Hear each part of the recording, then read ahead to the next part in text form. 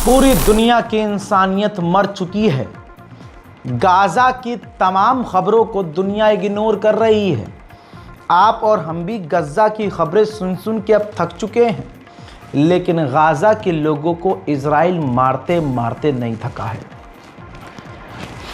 हज़रात मोहतरम, अभी आशूर का दिन गुजरा है, अभी भी ये गम और ऐतिहासिक गम के दिन चल रहे हैं। मुहर्रम का ये दौर चल रहा है।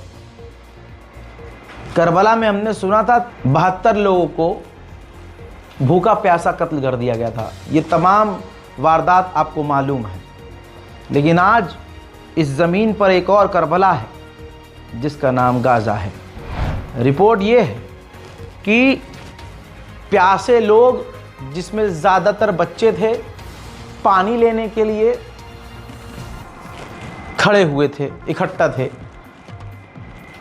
और लंबी कतार थी, बहुत भीड़ थी, मैक्सिमम उसमें बच्चे थे। इज़राइल ने मिसाइल दाग दी वहाँ। वो 73 उनमें से लोग मारे गए, जिनमें बच्चे ज़्यादा हैं और सब के सब प्यासे थे। अल्लाह अकबर। प्यासों को खुलेआम कत्ल कर रहा है इज़राइल, वो भी मिसाइल दाग कर। जब कुछ कुछ जगह पर आलोचना हुई तो ये रही रिपोर्ट। स्काई न्यूज़ ने जानकारी दी है कि इज़राइल ने कहा कि एक टेक्निकल एरर था, मिसाइल हमें कहीं और मारनी थी, लेकिन गलती से मिसाइल वहां पहुंच गई।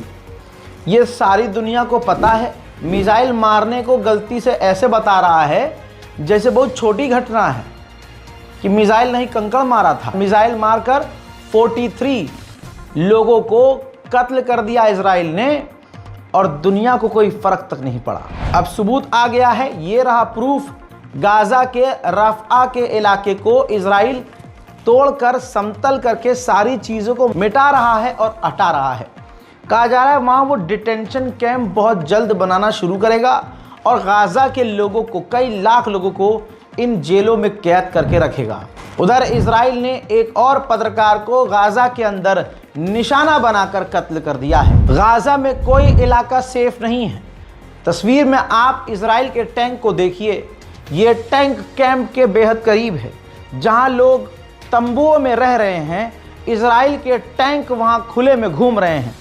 इनका जब मन चलता है, जितने भी चाहे फिलिस्तीनियों को बम से उड़ा रहे हैं। इसी के साथ गाज़ा के खान यूनुस के इलाके में इज़राइल ने हमला करके एक इमाम को भी कत्ल कर दिया है। सिर्फ इतना ही नहीं, गाज़ा में जो पिछले 2 साल से लगातार लोगों की मदद कर रहे थे डॉक्टर, टॉप सर्जन, पूरे गाज़ा में टॉप लेवल के जो सर्जन थे, इज़राइल ने टारगेट करके इनको भी कत्ल कर दिया है। अब मैं आपको गाज़ा की पहले की तस्वीर, ये सैटेलाइट इमेज देखिए।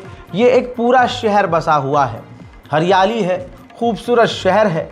अब उसका इज़राइल ने क्या हाल किया है आज, ये है वही हरियाली वाला खूबसूरत इलाका जो अब पूरी तरह से राख हो चुका है, खंडर हो चुका है। इज़राइल की सरकार और इज़राइल की फ़ौज एक साथ एक मीटिंग कर रहे हैं गज़ा के अंदर ही ह्यूमैनिटेरियन एरिया बनाने के लिए, यानी सीधा बोलूं एक जेल बनाने के लिए, जहां कहा जाएगा कि गाज़ा को और गाज़ा के लोगों को मदद दी जाएगी, लेकिन असल में वहां गाज़ा के लोगों को कैद करके रखा जाएगा। फिलिस्तीन के राष्ट्रपति महमूद अब्बास ने हमास से कहा है कि अपने हथियार फिलिस्तीन की आर्मी के आगे, फिलिस्तीनी पुलिस के आगे, फिलिस्तीनी गवर्नमेंट के आगे डाल दे और सरेंडर कर दे और पीछे हट जाए।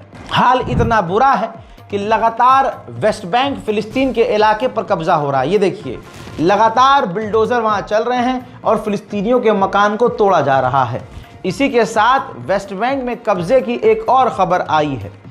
इज़राइल की सरकार ने फिर से बड़ा सेटलमेंट, स्क्रीन पर रिपोर्ट देख लीजिए, बड़ा सेटलमेंट फिलिस्तीन के वेस्ट बैंक में अनाउंस कर दिया है। 2400 लगभग फिलिस्तीनियों के मकानों को तोड़कर वहां यहूदियों के लिए अपार्टमेंट और मकान बनाए जाएंगे।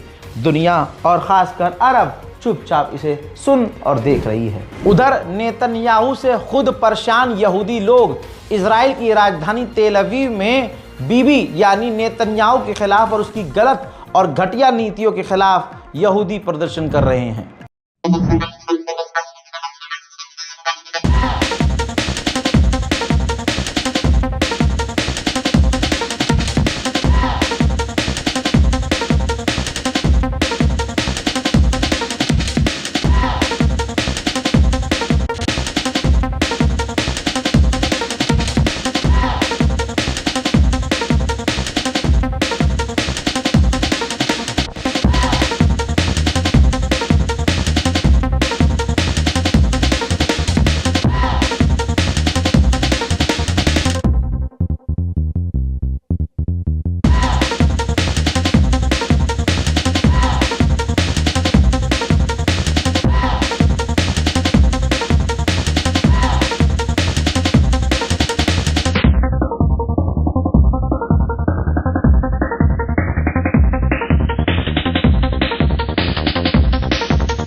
उधर एक और फ्लोटिला तस्वीर आपके सामने, इटली से एक और समुद्री काफिला फिलिस्तीन का झंडा, मदद और हर तरह की ह्यूमैनिटेरियन एड लेकर कई सारे पत्रकार और एक्टिविस्ट के साथ गाजा की तरफ निकल चुकी है। वहीं लाल सागर की बात करें, लाल सागर में यमन का भौकाल इतना जारी है कि डर कर जो जहाज वहां से गुजर रहे हैं वो बार बार अपने कंट्रोलर पर बता रहे हैं, अपने रेडियो पर बोल रहे हैं कि हमला ना कीजिएगा, क्योंकि इस जहाज पर सारे के सारे क्रू मुसलमान हैं। बचने के लिए मुसलमान अपने आप को बता रहे हैं। अमेरिका की मदद और अमेरिका की ज़मीन से इजराइल ने, तस्वीर देख लीजिए, अपनी एक सैटेलाइट लॉन्च की है। जाहिर सी बात है इन सैटेलाइट का इस्तेमाल करके इजराइल और अमेरिका दूसरे देशों पर हमला और कब्जा ही करते हैं। एक ड्रोन इमेज आई है जिसके अंदर देखा जा सकता है, ये तस्वीर है, कि एक हमास का लड़ाकू अचानक से बाहर आता है ज़मीन से और एक ही 5 सेकंड के अंदर इजराइल के 2 टैंकों को डिस्ट्रॉय कर देता है। ये वीडियो यूरोप में वायरल हो चुकी है। हजरात, फ्रांस ने कुछ कदम इजराइल के खिलाफ उठाकर इजराइल के मिर्ची लगा दी है। फ्रांस के अंदर कई सारे देश अपने हथियार को शोकेस कर रहे थे, जिसे फ्रांस ने रोक दिया कि नहीं, इजराइल नहीं कर सकता हमारे यहाँ शोकेस अपने हथियारों को। जिसके बाद तेल अवीव की सरकार यानी इजराइल की सरकार इतना किलस और भड़क गई कि अब वो लीगल एक्शन फ्रांस की सरकार के खिलाफ लेने की तैयारी कर रहा है। हालात बड़े ख़राब हैं। इजराइल की हरकतों से लग रहा है कि ईरान पर इजराइल हमला करने की तैयारी में है। इजराइल का अब तक का सबसे ख़तरनाक डिफेंस सिस्टमों में से एक डिफेंस सिस्टम है एरो 3, उसका भी एडवांस वर्जन है एरो 4। इजराइल अपने इलाके में, अपने मुल्क में डिफेंस सिस्टम एरो 4 तैनात करने की तैयारी कर रहा है और इसका ये कदम बता रहा है कि उसको डर है कि हम कुछ ऐसा करने वाले हैं जिसकी जवाबी कार्रवाई में ईरान एक बार फिर से इजराइल की शक्ल न बिगाड़ दे। ठीक इसी तरह से ये गाज़ा की तस्वीर है।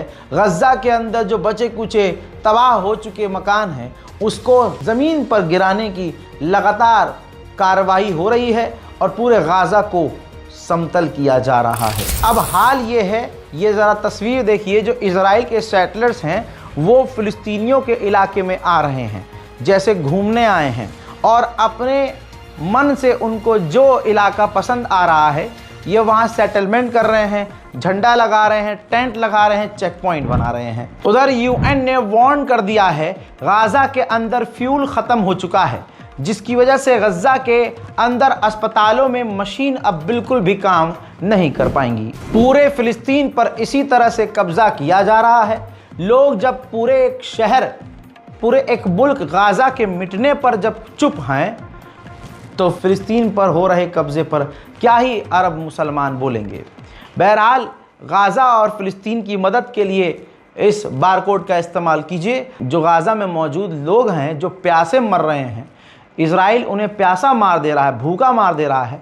हम छोटी छोटी मदद करके गाज़ा के लोगों के लिए कम से कम एक वक्त का खाना ज़रूर अरेंज कर सके। इस रिपोर्ट को शेयर कीजिए, दुआओं में याद रखिए और अपनी राय कमेंट सेक्शन में ज़रूर लिखिए। जय हिंद।